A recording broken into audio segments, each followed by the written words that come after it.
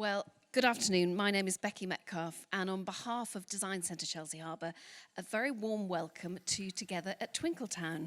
Now, our events over the last few days are all in aid of Place to Be, the children's mental health charity.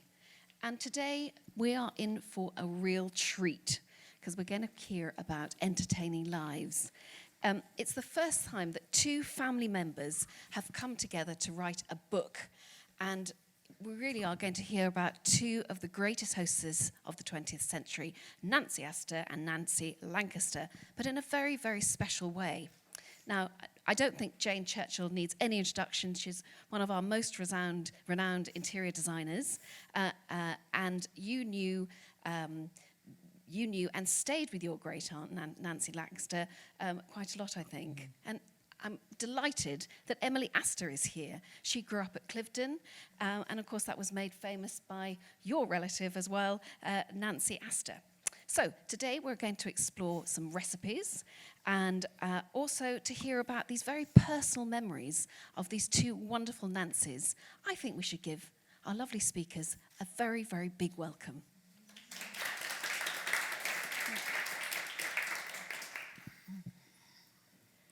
So this is how it all began. When my grandmother died, who was Nancy Lancaster's sister, we found this book called the Mirador Cookbook, Mirador being where they were brought up in Virginia. And my grandmother always said she was Virginian, never American. And this was a book that there are more than one, because my cousin Nancy Lancaster's granddaughter's got one too.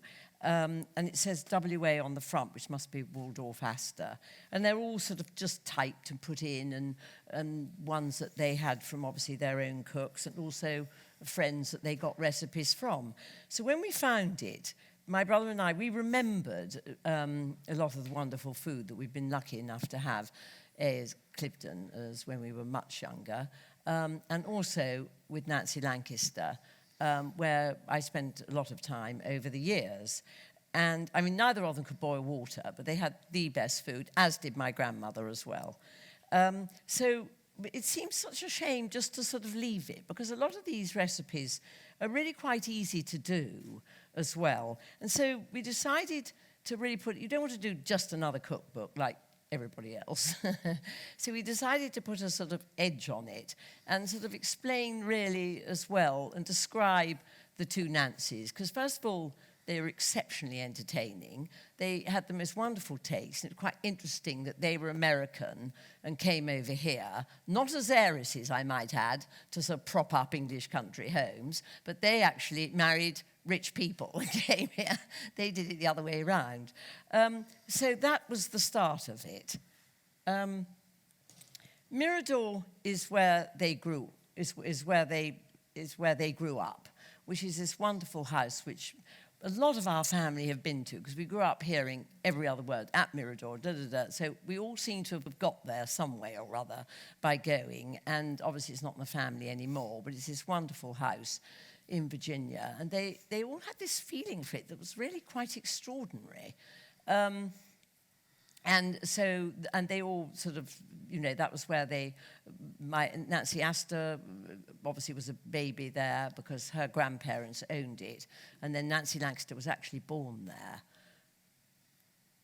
And then the garden at Mirador was also, you could see sort of the start of herbaceous borders, etc.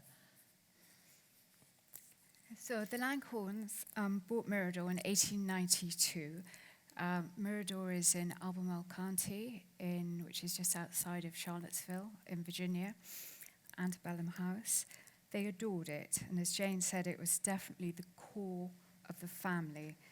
And they did a huge amount of entertaining. There was wonderful family life. And my grandmother Nancy was 12 when she went there, and they had moved from a relatively small house in Richmond, Virginia. So finally, they were allowed to sort of have ponies and dogs and cats and chickens, and they were all loved the countryside, so it was very much like that. It's situated just at the foot of the Blue Ridge Mountains, so the most incredible riding country, and they all loved to hunt and were brilliant. So quoting from her, she said it was the beginning of a new and wonderful life, and it was a sort of paradise, and it seemed that the sun was always shining. And probably, and I think this is true, she said, I have never been as happy as I was when I lived in Mirador. And the garden is, the Langhornes created the garden themselves, and it was very much a natural, old-fashioned garden. Very practical, had wonderful roses everywhere, but it also had a huge orchard, and Albemarle County is known very much for its apple orchards. There were apples, pears, peaches, apricots, plus a huge vegetable garden from which they all source the vegetables for their cooking, entertaining.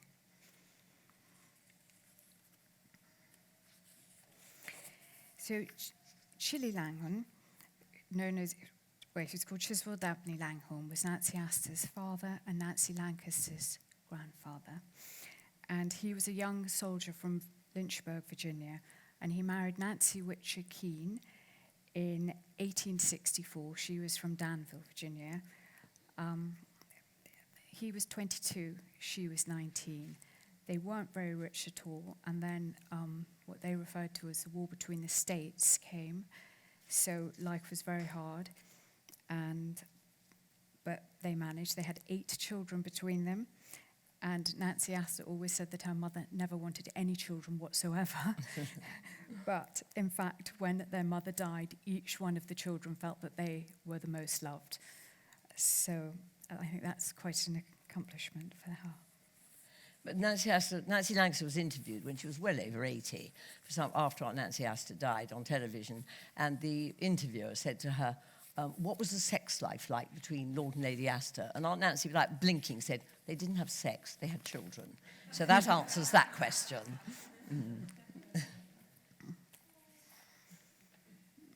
Of the sisters, the first one that you see here, Lizzie, was my great-grandmother, and she was the eldest.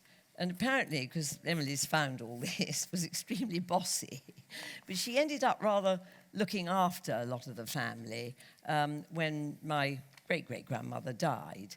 And she was the mother of Nancy Lancaster and of my grandmother. And she died when my grandmother was 6, which was why Nancy Astor brought my grandmother up, and probably why we were so sort of enveloped we were treated exactly like grandchildren as well, and I found a wonderful letter from Nancy Astor saying, I just think of you as another child. She obviously gave her the most wonderful upbringing, and they absolutely worshipped her. So according to Nancy, she said that Lizzie seemed to think that she was the mother, which she probably was, because her own mother was only 16 years older than her. She was loyal, sincere, very serious-minded, but terribly bossy. So, and one day when Nancy came home, she was singing a song which her sister Lizzie didn't think was at all appropriate, and marched her off to the bathroom to wash her mouth out with turpentine, which must have been things. But she definitely held court and was more of a mother, and they adored her. Irene was the most beautiful, by all reports, and she was married to Charles Dana Gibson, who was quite a well-known artist then. And the 5 sisters were famous as the Gibson Girl pictures, which were wonderful. I actually can remember, because I can remember my mother having to take her back to America in the days when you didn't just leap on a plane, because she was very old and obviously was going back to her family. So, as Jane says, Irene was considered the beauty of the family. And when she was a schoolgirl, she was sometimes in the newspaper, which her father was hugely disapproving of, because that wasn't considered the thing to be talked about in the papers those days. Her younger sisters very much enjoyed all the suitors she had, and they were constantly giving her presents. Once she was given a diamond watch as well as a cart to break her horses in, both of which she was made to return by her father. And all in all, before she married Charles Dana Gibson, she had 64 marriage proposals.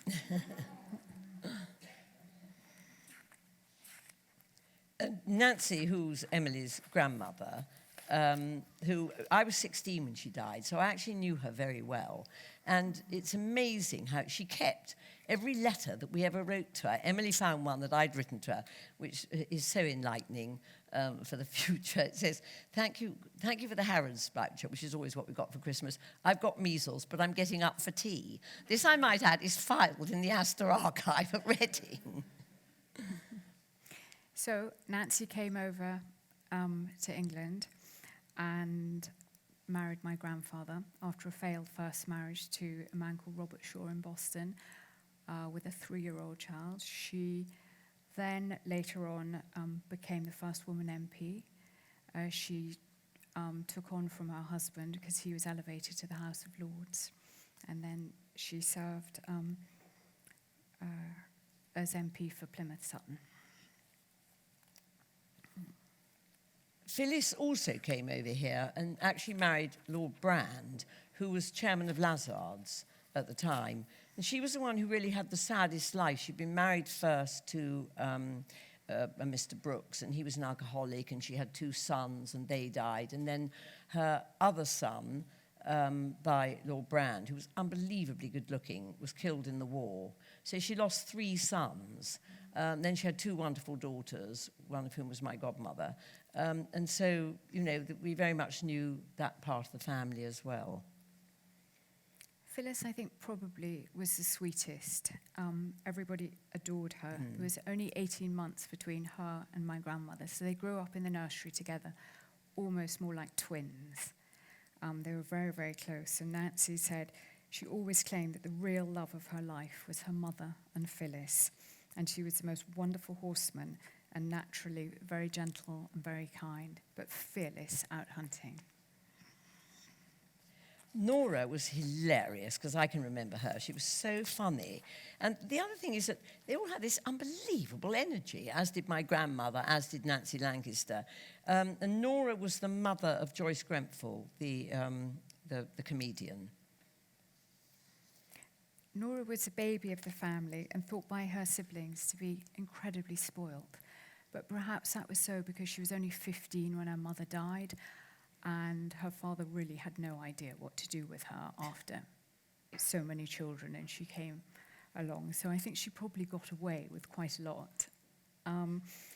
She later moved to England. She married an architect over here, had 2 children, like Jane said, lived over here, but was quite flippant in her love life, I would say. She ran off with a baseball player called Lefty Flynn, which, of course, imagine in those days. I mean, talk about shocking. And Aunt Nancy Astor said, trouble with Nora is she's got a heart like a hotel.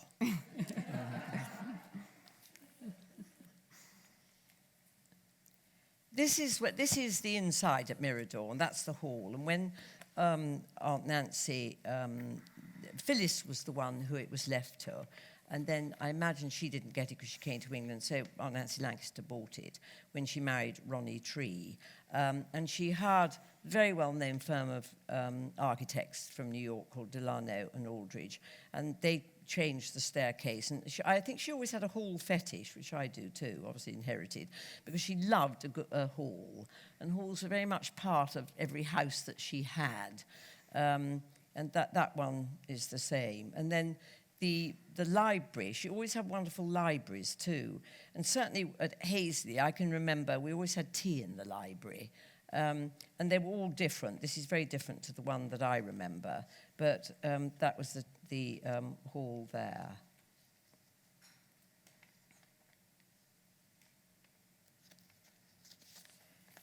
The other thing I always remember she loved was obviously needlework rugs, because at Hazley, I mean, she made bathrooms like drawing rooms.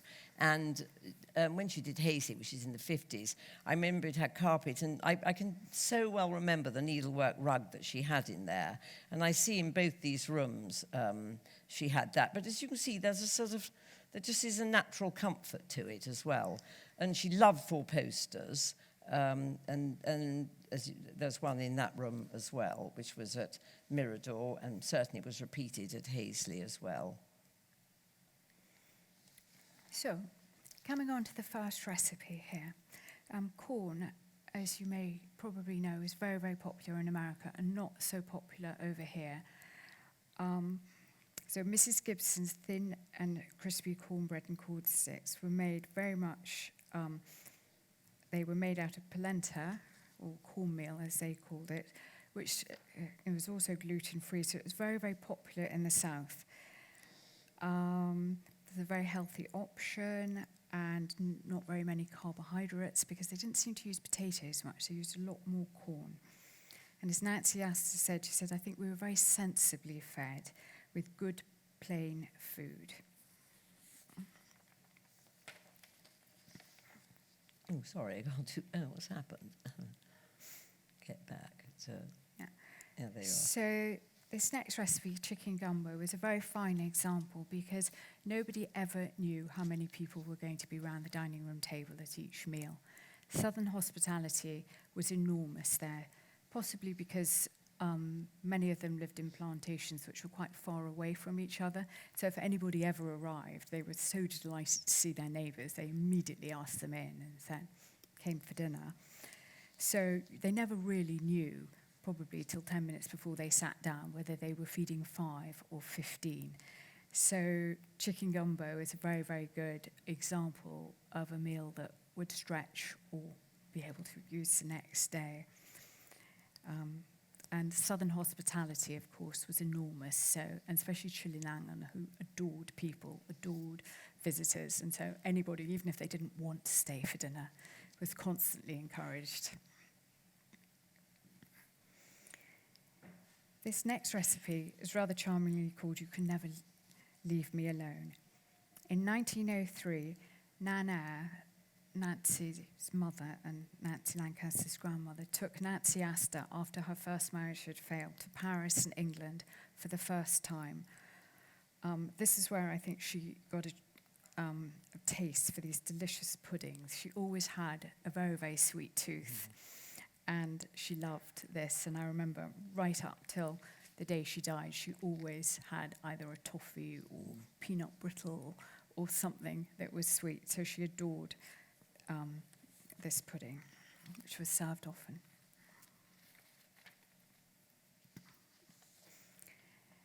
My grandparents, Nancy and Waldorf, met on the boat when they were coming over to England, both of them.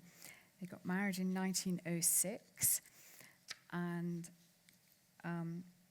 Cliveden was given to them as a wedding present by Waldorf's father. Nancy, of course, had never seen or lived in a house as big as this at all or dealt with anything, so I think she was slightly in awe of the whole thing, but managed and coped very well.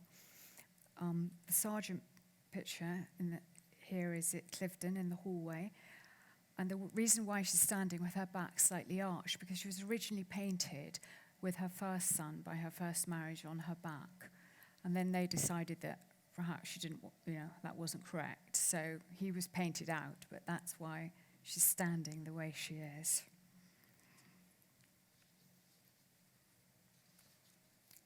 In the gardens here, you can see at Cliveden the balustrade, which was bought by William Waldorf Astor, Nancy's father-in-law, in 1896 from the Villa Borghese. And they always loved the gardens, spent much time in them, and as did their 6 children.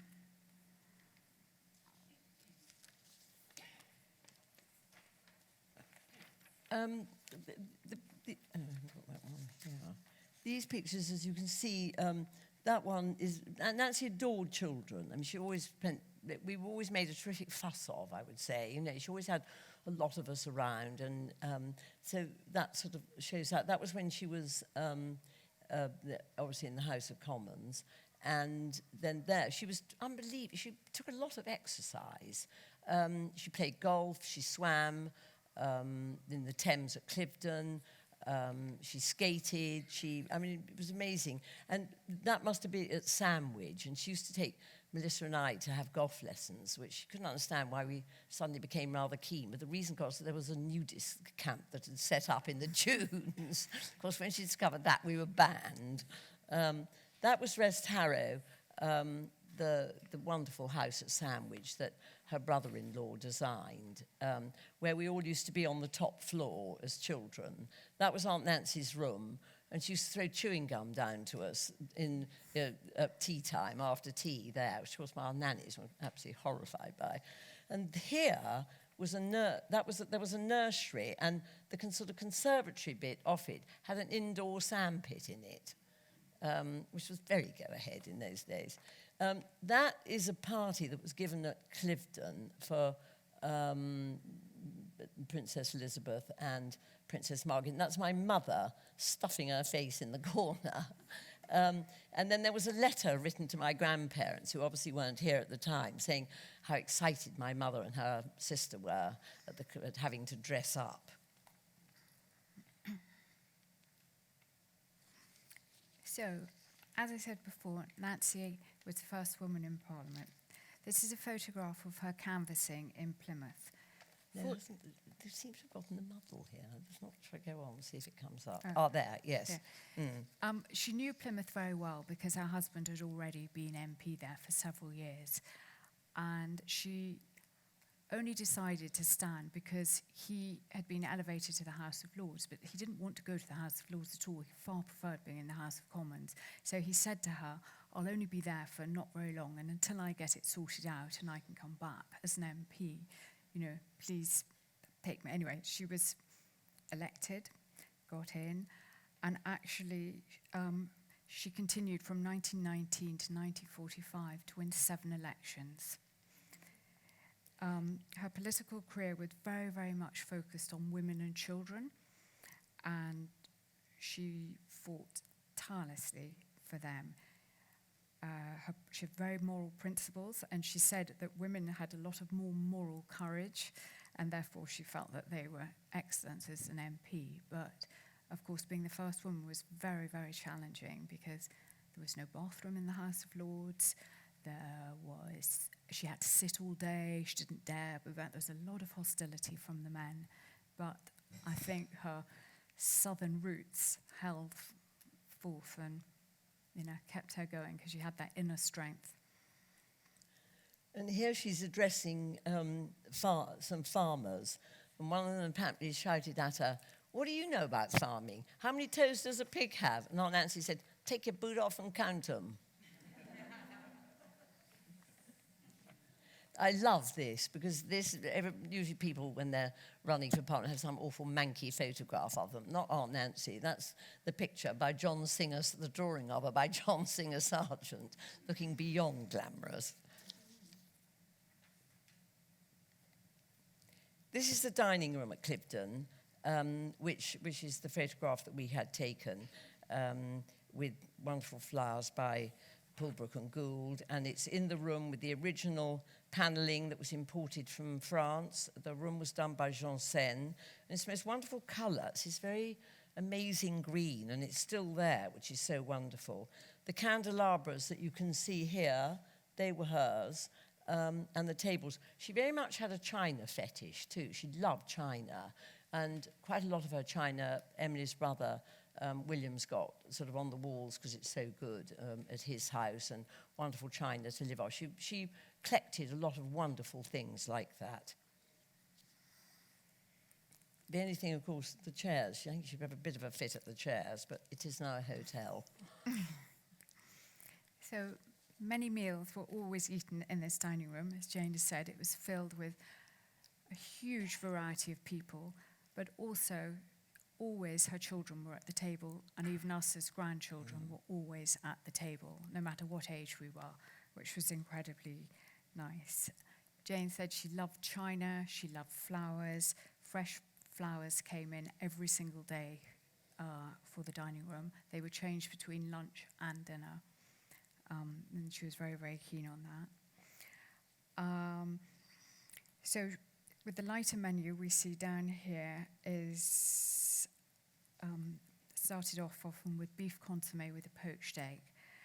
This was one of her favourites, and also, very healthy, which she adored. And after a busy day in the House of Commons, either coming back to Cliveden, she'd be there late at night, so she never really wanted anything heavy.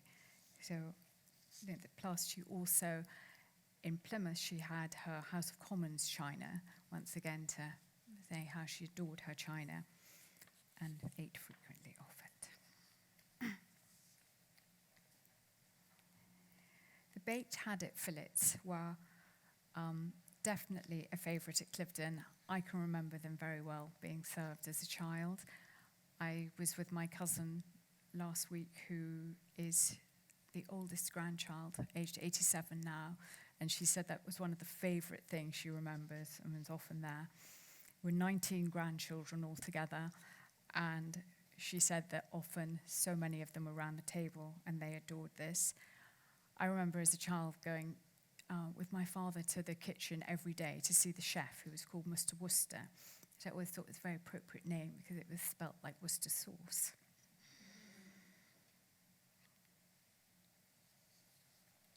The bell I remember so well, because that bell, I can hear the noise. Now, my brother Henry's got one because my grandmother had one, and Aunt Nancy Lancaster had one.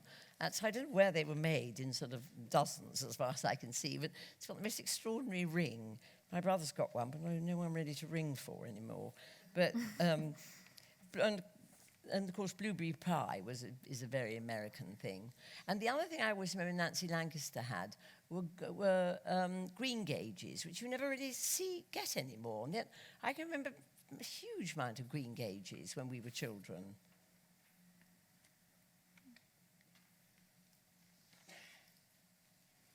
So this page is a typical page from the visitors' book. The visitors' books at Cliveden are now currently in archives, and they go back from 1905 to, I've only gone through the ones 1905 to 1945. Here we have the Macmillans staying, we have Nora Lindsay, who was a very famous garden designer and helped the gardens at Cliveden, and Hazley, yeah, as well.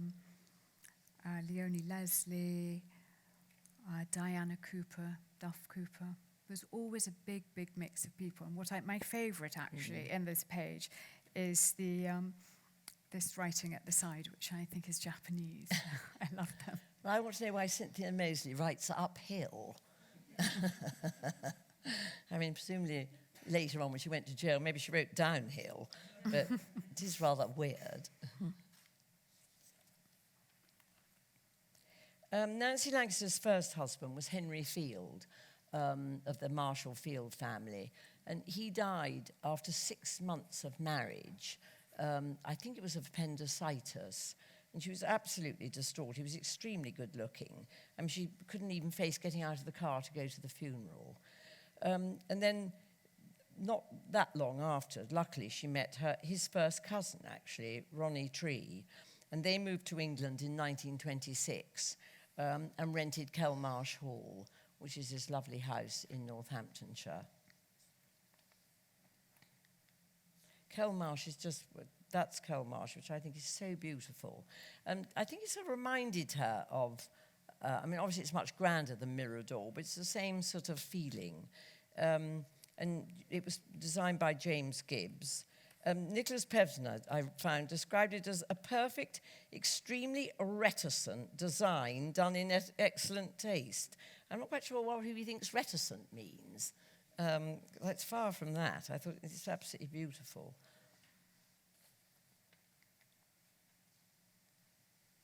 The garden is still there from the one that she designed, and it is actually open to the public, and they keep it up absolutely beautifully. And it's in fantastic condition.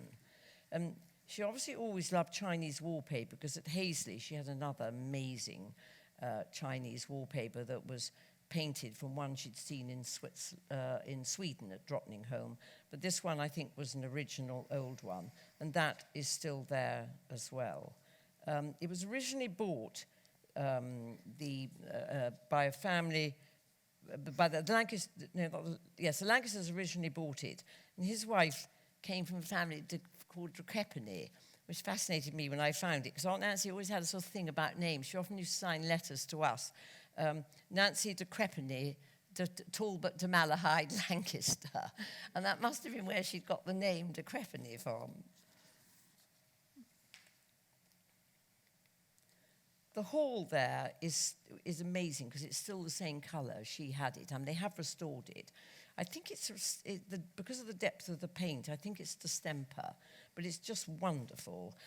You can see the colour. I mean, that's what was so clever about the things she did. They were completely timeless, and they just last forever. And you just walk in, it's just a wow factor. It's fantastic. And of course, it's got lovely plasterwork as well. Dinners at Kelmarsh would usually include an egg dish to start with, like this egg mousse, Melba toast and caviar. Of course, eggs were full of protein, and they were cheap as well because everybody had chickens, and in all the estates that they lived, or houses and farms, be it from Mirador, Cliveden, all the houses that both Nancy lived in, they always had chickens and farm animals. So eggs were very, very much on the menu. Claire Derman says she has made this recipe, and it's extremely easy and delicious. The Virginia ham I remember very well because obviously Virginia ham in America is a big, big thing. Obviously when they were at Mirador, they produced their own, they had their own smokehouses. And then when Aunt Nancy Astor was at Cliveden, she used to have it sent there. But it was always cut very, very thinly, sort of like smoked salmon. And we certainly always had it at Hazley at Christmas. That china, which my cousin, Nancy Lancaster's granddaughter, Isabella Tree, has, was originally owned by Nancy, that beautiful orchid china. So that is still, luckily, in their possession. And sweet corn pudding was something my grandmother had often. These were the sweet corn fritters, because it was something that they'd grown up with very much in Virginia.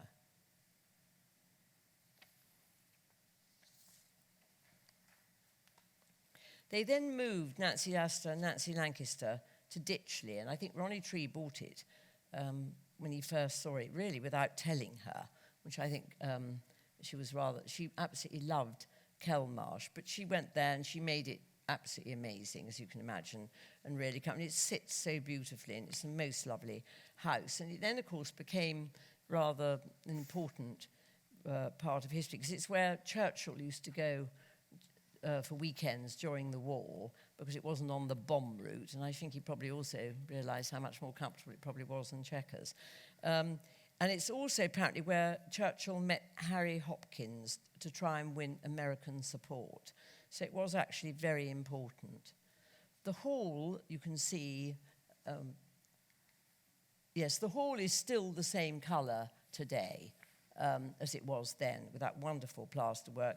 And I think, and below the picture, there, again, tea in the hall was always a sort of big thing. And that is a picture taken in the same room. And the little study there was Aunt Nancy's study. And they've redone it exactly as it was, which is rather wonderful. So that's still there too.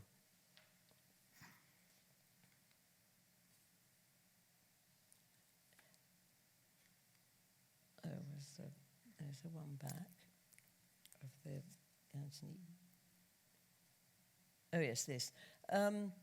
You can see here, that's where the only picture that we can find of them all on the terrace at Ditchley. And that is obviously with Churchill there, and that's the drawing room.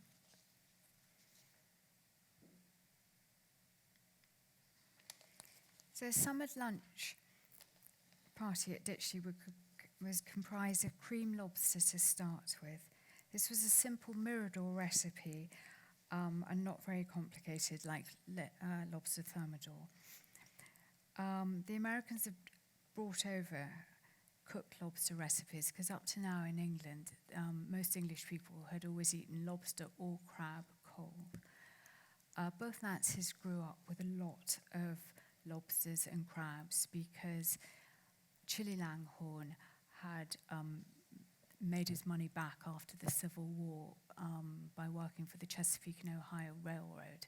So there was a very, very tiny station called Greenwood Station, which is still there at the bottom of Mirador. So he would instruct the train to please stop there when he would order from Baltimore, he'd get the soft-shell crabs, the lobsters, and any seafood that would be sent up once a week. So they had a lot of seafood.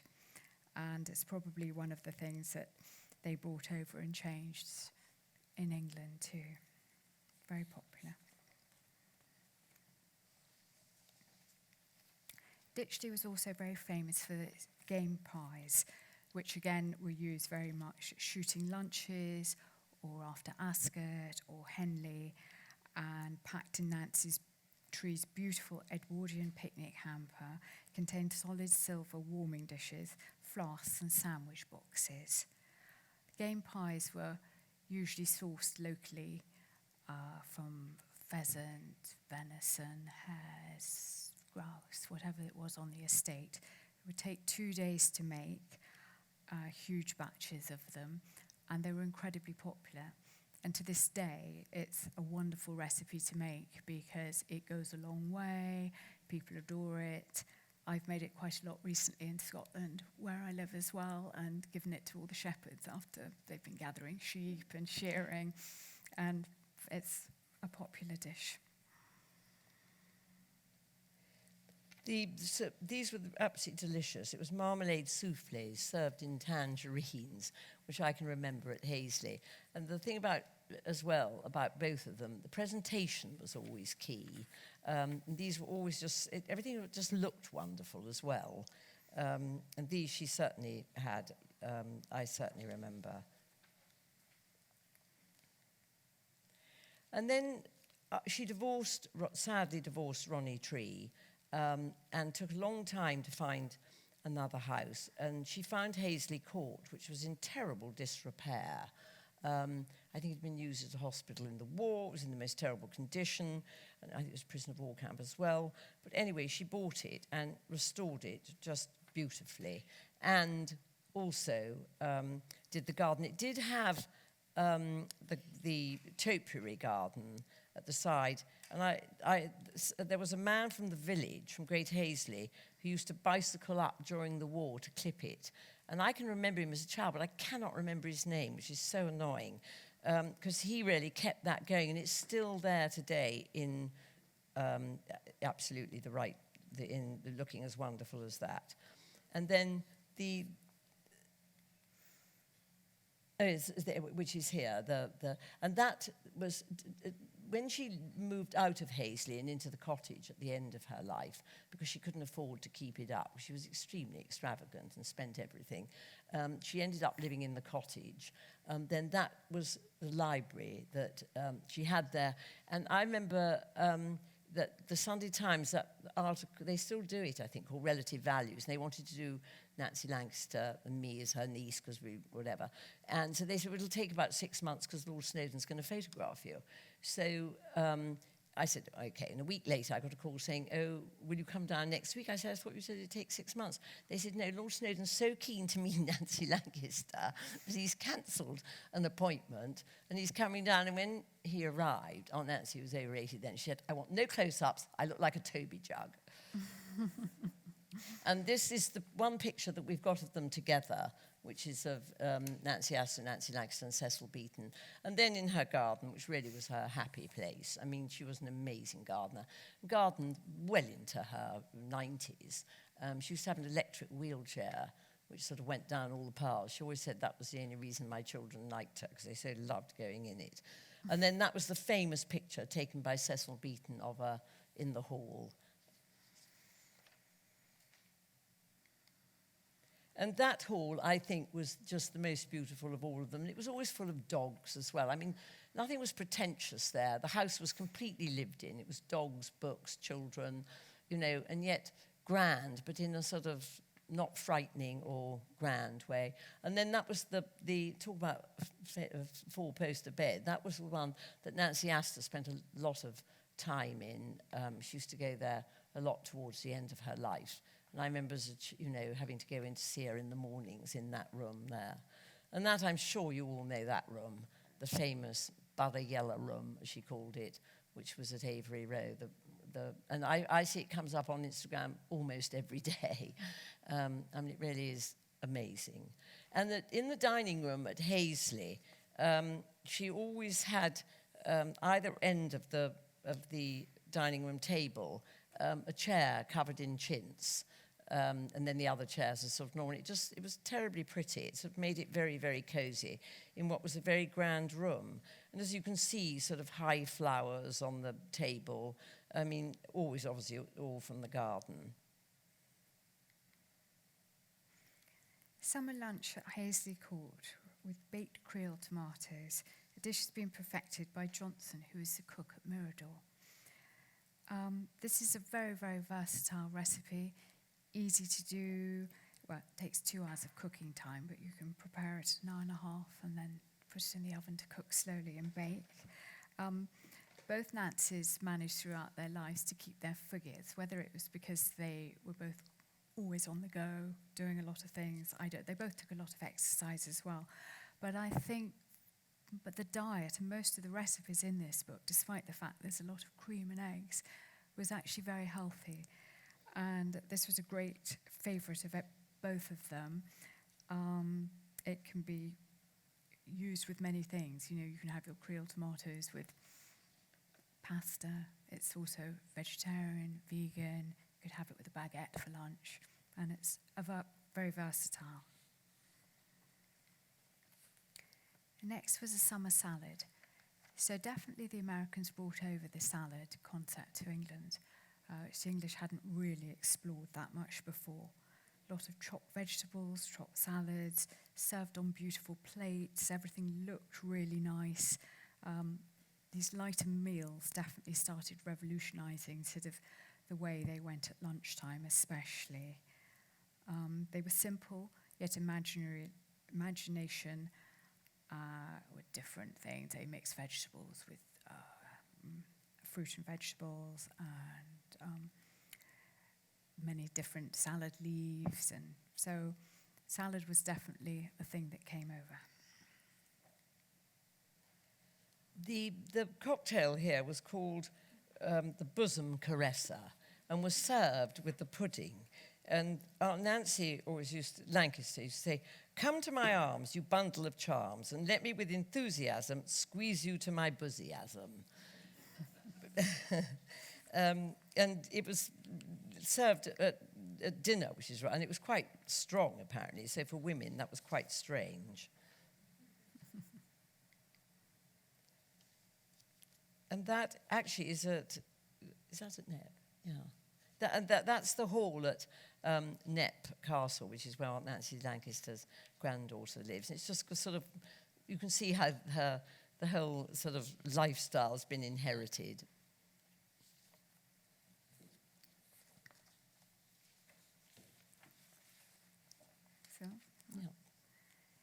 So we hope that you'll enjoy this book as much as we enjoyed doing it.